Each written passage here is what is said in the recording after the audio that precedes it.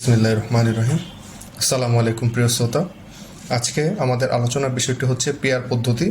PR পদ্ধতি কি, এটা কিভাবে কাজ করে এবং এর মাধ্যমে কি কি অসুবিধা রয়েছে এবং কি কি সুবিধা রয়েছে। তো বর্তমানে আমাদের বাংলাদেশের প্রেক্ষাপটে রাজনৈতিক অঙ্গনে বেশ বহুল ব্যবহৃত একটি শব্দ হচ্ছে পিআর পদ্ধতিতে আমরা ইলেকশন চাই। তো এটা মূলত আমরা শুনতে পাচ্ছি বিশেষ করে বড় দলগুলোর ভিতরে রয়েছে জামাতে ইসলাম এবং কিছু ছোট ছোট দল আছে, তারাও এটা চায় যাতে পিআর পদ্ধতিতে আগামী সংসদ নির্বাচনটা অনুষ্ঠিত হোক।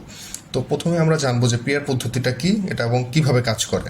তো প্রথমত হচ্ছে পিআর পদ্ধতি, এটা হলো যে সংখ্যানুপাতিক উপস্থাপনা বা প্রতিনিধিত্ব। সংখ্যানুপাতিক কি, যেমন আমরা যদি বলতে চাই বাংলাদেশে জাতীয় সংসদে নির্বাচিত আসন রয়েছে ৩০০টি আসনের ভিতরে কোনো একটি রাজনৈতিক দল পুরো বাংলাদেশে যদি 10%, ধরে নিই আমরা 10%, যদি তারা 10% ভোট পায়, টোটাল যে 20 কোটি ভোটার যারা রয়েছে, যত সংখ্যক ভোটার রয়েছে সকল ভোটের ভিতরে তারা যদি টোটালে 10% ভোট পায়, সেই ক্ষেত্রে তারা জাতীয় সংসদের 10% আসন তারা পাবে। যদি 10% হয় সেক্ষেত্রে আমরা বলতে পারি তারা আসন পাবে 30টা। তো সেই ক্ষেত্রে এই 30টা আসনে যারা এমপি হবে তারা সরাসরি যেই রাজনৈতিক দল, সেই রাজনৈতিক দলের সভাপতি কর্তৃক নির্বাচিত হবে। তারা সভাপতি সিলেক্ট করে দেবে যে আমি এই 30টা আসন পেলাম, এই 30টা আসনে আমার কোন কোন প্রতিনিধিত্ব করবে বা মেম্বার অফ পার্লামেন্ট হবে। আচ্ছা, এখন পিআর বা প্রপোর্শনাল রিপ্রেজেন্টেশনের যেই বিষয়টা আমাদের খুব ভালোভাবে লক্ষ্য করতে হবে, সেটা হলো যে এটা খুবই অপরিচিত একটা পদ্ধতি বাংলাদেশের জনগণের জন্য। যেমন বাংলাদেশের সাধারণ মানুষ যারা রয়েছে তারা এটার সম্পর্কে পরিচিত নয়, কারণ এটা আমাদের কাছে খুবই নতুন। আর একটু ক্লিয়ার করে যদি বলতে চাই, ধরুন কোনো একটা রাজনৈতিক দল, তার নাম হলো এ পার্টি টোটাল বাংলাদেশের যতগুলো ভোটার রয়েছে, যত সংখ্যক ভোটার রয়েছেন, সেই ভোটারদের টোটাল ভোট কাউন্ট করলে দেখা যায় যে তারা টোটাল 50% ভোট পেয়েছে। টোটাল 50% ভোট পেলে তারা সংসদীয় যে 300 আসন রয়েছে, সেই 300 আসনের ভিতরে 50% আসন তারা পাবে, অর্থাৎ 150টি আসন তারা পাবে। সেই 150টি আসনে কোনো নির্দিষ্ট ব্যক্তি নির্বাচিত হবে না, সেই 150টি আসনে নির্বাচিত হবে সেই দলের যে মার্কাটা রয়েছে, সেই মার্কা দেখে মানুষ ভোট দিবে। তো তারা কিভাবে লোক সিলেক্ট করবে? লোক সিলেক্ট করার প্রক্রিয়া হলো ওই দলের যে সভাপতি রয়েছে, সে সভাপতি সরাসরি তার প্রতিনিধি ওই 150টা আসনে নিয়োগ দিবে মেম্বার অফ পার্লামেন্ট হিসাবে। এটা হলো নর্মালি আমরা যেটা বুঝি পিআর পদ্ধতিতে নির্বাচন বলতে এটাই বোঝায় যে সংখ্যানুপাতিক প্রতিনিধিত্ব।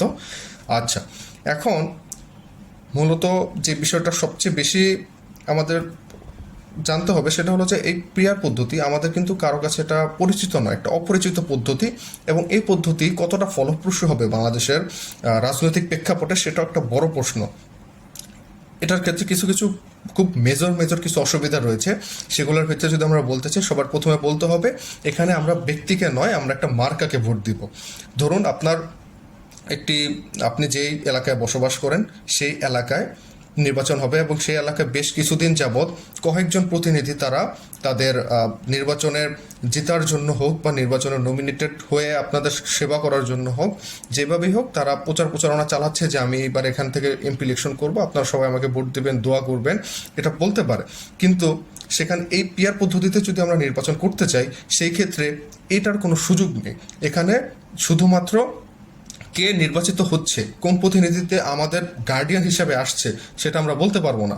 এটা শুধুমাত্র বলতে পারবে যে নির্বাচনের পরবর্তী সময় জেতার পরে সেই আসনটা কোন দলের কাছে গেছে, সেই আসনটা কোন দলের পার্সেন্টেজের ভিতরে পড়বে, সেই দল এখানে তাদের ইচ্ছামতো প্রতিনিধি দিবে। এটা হলো 1 নম্বর অসুবিধা, যে আমরা ব্যক্তিকে নয় একটা মার্কাকে ভোট দিব, সেই মার্কা পার্সেন্টেজ অনুযায়ী সংসদে যতগুলো আসন পাবে সেই আসনে তাদের খুশি মতো প্রতিনিধি এখানে দিবে। এটা হলো প্রথম অসুবিধা। দ্বিতীয় অসুবিধার ক্ষেত্রে যদি আমরা বলি, ধরুন যে কোনো একটা আসন ধরেন ঢাকার যে কোনো একটা আসন ধরে নেন, ঢাকা 7 বা যে কোনো একটা কিছু ধরে নেন। তো সেইখানে বিএনপির খুব আধিপত্য রয়েছে, বিএনপির একটা হেভি ওয়েট প্রার্থী, তো বিএনপি চাবে যে বিএনপির ওই প্রার্থীটা ওই ঢাকার ওই আসনে সে মেম্বার অফ পার্লামেন্ট হিসেবে দায়িত্ব পালন করবে। কিন্তু ধরুন তার অপোনেন্ট আর একটা পার্টি বিএনপির পাশাপাশি ধরুন জামাতও চায় যে ঢাকার 7 আসনে তারও একজন প্রতিনিধি থাকবে। সেক্ষেত্রে একটা দ্বন্দ্বের সৃষ্টি হবে যে বিএনপিও চাচ্ছে যে তার এই আসনে তার প্রতিনিধি থাকুক, আবার জামাতও চাচ্ছে যে এই আসনেই আমার প্রতিনিধি থাকুক। সেই ক্ষেত্রে একটা দ্বন্দ্বের সৃষ্টি হবে। তো এই দ্বন্দ্বটা কীভাবে সমাধান করবে সেটা নির্বাচন কমিশনের বিষয়। আর আদৌ কি পিআর পদ্ধতিতে নির্বাচন হবে কিনা সেটাও নির্ভর করে নির্বাচন কমিশনের উপর। কারণ নির্বাচন কমিশন একটা সাংবিধানিক প্রতিষ্ঠান, এখানে কোনো সরকার বা কোনো দল বা কোনো প্রশাসন কোনো কিছুর ক্ষমতা এখানে প্রকাশ করা যাবে না, তারা তাদের স্বাধীনভাবে তারা কাজ করে।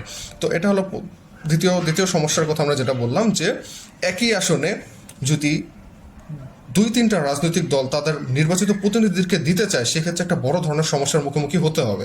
আর তৃতীয় বিষয় যেটা হলো যে আমরা আমাদের প্রায় 90% মুসলিম বাংলাদেশে বসবাস করে টোটাল পপুলেশনের। তো আমরা ধরতে মুসলিমটা কান্ট্রি আমাদের বাংলাদেশ।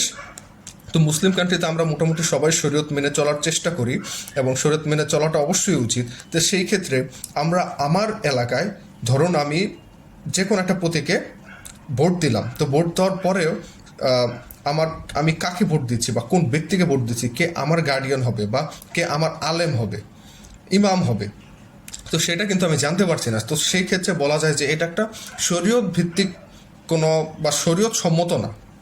পিআর পদ্ধতিতে যেই নির্বাচনের মাধ্যমে যে ব্যক্তিকে আমার এলাকার জন্য সিলেক্ট করে দেওয়া হবে, সে কে সিলেক্ট হবে সেটা আমরা আগে থেকে জানি না। সেই ক্ষেত্রে বলা যায় যে আমি কাকে ভোট দিচ্ছি, কে আমার ইমাম হবে বা কে আমার অভিভাবক হবে আমার এলাকার, সেটা আমরা আগে থেকে জানতে পারছি না। সেক্ষেত্রে এটা বলা চলে যে শরীয়ত সম্মতও নয়, যে আমি কাকে ভোট দিয়ে পাশ করাবো বা কে আমার এলাকার জন্য গার্ডিয়ান হবে সেটা আমরা আগে থেকে জানতে পারছি না। না জেনে আমরা ভোট দিচ্ছি। আদতে আমি যেই দলকে ভোট দিলাম, যেই দল বেশি ভোট পেল আমার এলাকায়, সেই দলের কোনো প্রতিনিধি আসবে কি না সেটাও আমরা আগে থেকে জানতে পারবো না। তো এই হলো টোটাল বিষয়টা, যে এখানে বেশ কিছু পরিমাণের সমস্যা রয়েছে। এবং আরেকটা সবচেয়ে মেজর সমস্যা সেটা হলো যে পিআর পদ্ধতির মাধ্যমে যদি ইলেকশন করা হয়, সেই ক্ষেত্রে যখন একটা সরকার গঠন হবে এবং সংসদ তৈরি হবে, সেই সংসদে স্টেবিলিটি থাকবে না। কেন স্টেবিলিটি থাকবে না? কারণ সেইখানে মেজরিটি পার্সন থাকবে। মেজরিটি কোনো সংখ্যাগরিষ্ঠ পার্সন থাকতে পারে না। সেখানে বিভিন্ন ছোট ছোট দল থাকবে এবং বড় একটা সরকারকে কয়েকটা দল সমন্বয় জোট আকারে সেখানে কি করতে হবে, সরকার গঠন করতে হবে। সেই ক্ষেত্রে অপোনেন্ট পার্টি অনেক স্ট্রং থাকবে।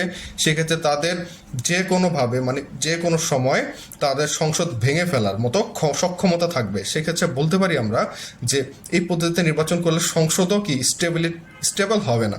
তো এটা হলো সবচেয়ে মেজর সমস্যা। তো বাংলাদেশের মানুষের কাছে যেহেতু এই পদ্ধতিটা পুরোপুরি নতুন এবং তারা এই সম্পর্কে কিচ্ছু জানে না, যে প্রান্তিক পর্যায়ের কোনো একটা মানুষ হোক বা কোনো গ্রাম অঞ্চলের কোনো একটা কৃষক হোক বা কোনো একটা রিক্সা চালক, কোনো একটা ভ্যান চালক বা খুবই নিম্ন শ্রেণীর যারা আছে বা যারা নিম্নবিত্ত তারা বা যাদের পড়ালেখার জ্ঞান বা সীমাবদ্ধতা রয়েছে, তারা এই পদ্ধতি সম্পর্কে অবগত নয়। তো সেই ক্ষেত্রে বাংলাদেশের বৃহত্তর একটা পপুলেশনকে আপনি একটা অজ্ঞানের জগতে রেখে যদি এই পদ্ধতিতে নির্বাচন করেন, সেটা কতটা গণতান্ত্রিক প্রক্রিয়ায় গণতন্ত্রকে মানবে সেটাও একটা বড় কোশ্চেন। তো যেহেতু আমরা দাবি করি বাংলাদেশ একটা গণতান্ত্রিক দেশ, সেক্ষেত্রে গণতন্ত্রটা কি ঠিক থাকবে কি না এই পদ্ধতিতে নির্বাচনে গেলে, এবং এত তাড়াহুড়া করে, যেমন আমাদেরকে বলা হচ্ছে যে ফেব্রুয়ারিতে ইলেকশন হতে পারে, তো সেই ক্ষেত্রে আর অল্প কিছু দিন বাকি আছে। তো প্রত্যেকটা রাজনৈতিক দলের একটা গুছানোর বিষয় আছে, নমিনেশনের বিষয় আছে, অনেক সময় সেখানে লাগবে। তো এত অল্প সময়ের ভিতরে যদি আপনি নতুন একটা সিস্টেম এই দেশের জনগণের উপরে চাপিয়ে দেন, সেক্ষেত্রে এটা কতটা ফলপ্রসূ হবে এবং দেশের জনগণের জন্য কল্যাণকর হবে, দেশের জন্য কল্যাণকর হবে, সেটা বড় একটা কোশ্চেন। তো সেই ক্ষেত্রে নির্বাচন কমিশন যেটা ভালো মনে করে তারা সেটাই করবে সাংবিধানিকভাবে। তো আজকের ভিডিওতে এটাই ছিল, যে মূলত আমরা জানলাম পিআর পদ্ধতি কি, এটা কিভাবে কাজ করে এবং এর কি কি মেজর সমস্যা রয়েছে এবং এটার মাধ্যমে আমরা কি কি সমস্যার সম্মুখীন হতে পারি সেটা নিয়ে আলোচনা করলাম। সবাই ভালো থাকবেন। আসসালামু আলাইকুম।